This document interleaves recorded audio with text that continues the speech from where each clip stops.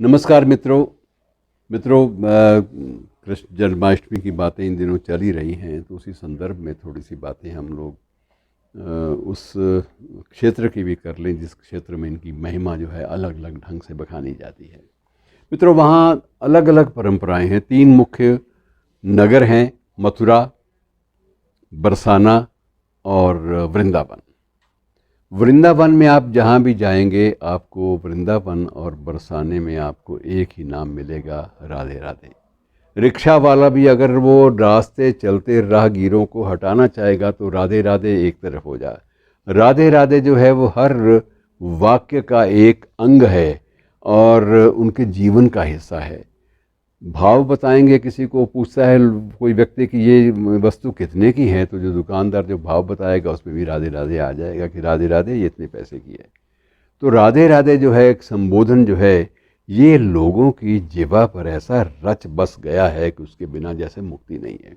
और अजीब बात यह है कि वृंदावन में और बरसाने में कृष्ण का नाम ही कोई नहीं लेता, कृष्ण को वहाँ याद नहीं किया जाता। लेकिन मथुरा में जो कुछ होता है वो सारा का सारा कृष्णमय होता है, वहाँ राधा गायब है। तो ये एक अजीब सी परिस्थिति है जिसका निरूपण करना संभव नहीं है, लेकिन इससे बहुत सारे प्रसंग ऐसे जुड़े हुए हैं जिनकी चर्चा कर लेनी चाहिए।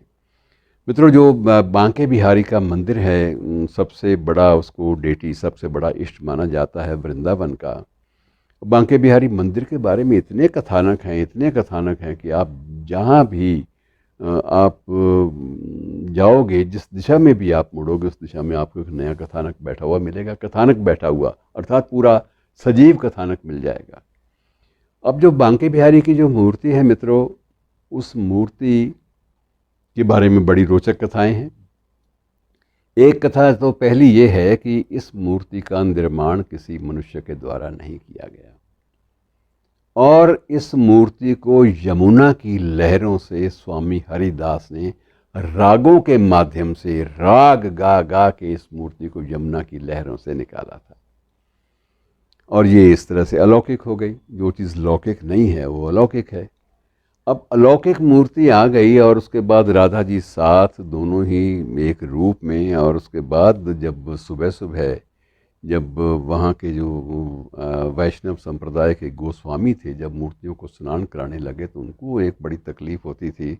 उन्होंने बांके बिहारी से प्रार्थना की कि महाराज, आपको स्नान कराना तो हमारा धर्म है, लेकिन राधा जी भले ही वो दिव्य शक्ति का स्वरूप हैं, लेकिन है तो महिला का रूप ना, तो हमें उनको स्नान कराने में बड़ा संकोच होता है। तो कृपया कोई ऐसा मार्ग निकालिए कि हमें इस संकोच, इस धर्म संकट से मुक्ति मिले। तो कृष्ण ने इसका मार्ग ये निकाला, बांके बिहारी ने, कि राधा को अपने भीतर ही विलीन कर लिया और एक ही रूप में, एक मूर्ति के रूप में दोनों सामने आ गए। ये कथा जो है वहाँ पर प्रचलित है कि जो कृष्ण की मूर्ति है वो, उसमें राधा भी बीच में सम्मिलित है, समाहित है। और वहाँ भी जब आप देखते हैं मूर्ति, तो मूर्ति को निरंतर कोई देखने नहीं देता। आपको लगेगा कि आपने नज़र डाली कृष्ण पर, पुजारी ने उसके बाद पर्दा किया, थोड़ी देर के बाद पर्दा फिर हटाया, फिर पर्दा किया।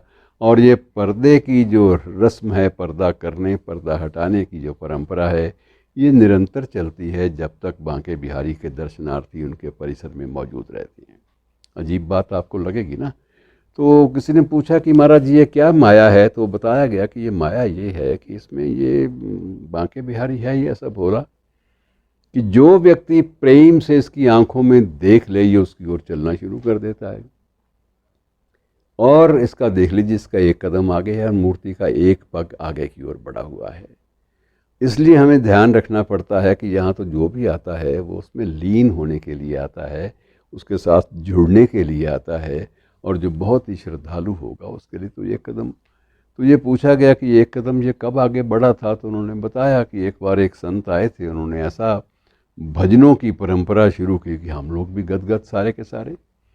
और हमारे पूर्वजों ने जब देखा कि इतना बड़ा संत आया है, और उस वक्त देखा गया कि कृष्ण स्वयं उस संत की ओर उन्होंने कदम बढ़ाया, तत्काल पर्दा किया गया कि ये तो मामला गलत है, क्योंकि ये जो भक्त आया है ये इतनी दिव्य दृष्टि से और इतना डूब कर कृष्ण को देख रहा है कि कृष्ण तो इसको हो गए, और अगर बांके बिहारी गए तो हम कहाँ जाएंगे।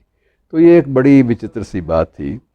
और उसके बाद हुआ ये कि जब सब लोगों ने उससे पूछा कि महाराज आप हो कौन, तो उस व्यक्ति ने कहा मैं कोई भी नहीं भाई, मैं तो एक सामान्य सा आदमी हूँ और चर्मकार हूँ और अपना काम करता हूँ, कर्म में मेरी श्रद्धा है और बाकी मेरा सारा का सारा जीवन समर्पित है।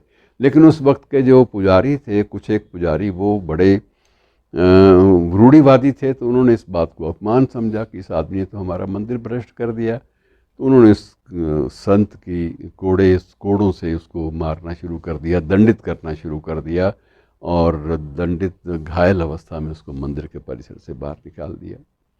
सुबह जब मूर्ति को स्नान कराने लगे तो मूर्ति के पीछे धारियां पड़ी हुई हैं। तो उन्होंने पूछा कि महाराज क्या हुआ, ये धारियां कल तो नहीं थी। तो उन्होंने कहा जब रात भर तुम मेरी पिटाई करोगे तो धारियां तो पड़ेंगी। और वो एक आश्चर्यजनक बातचीत, एक प्रतीक है मित्रों, बिंब है कि जब भी भगवान का अपने भक्त से, अपने में लीन भक्त से नाता टूटता है तो वहाँ जो आस्थाएं हैं उन पर चोट पहुँचती है। और इसी बात का द्योतक है ये कथा, जो अलग अलग रूपों में हमारे सामने आती है। और मित्रों, वहाँ की सारी कथाएं जो हैं वो इसी बिंब विधान पर रची गई हैं, लेकिन उनके पीछे संदेश जो है वो बड़ा गहरा होता है। धन्यवाद मित्रों।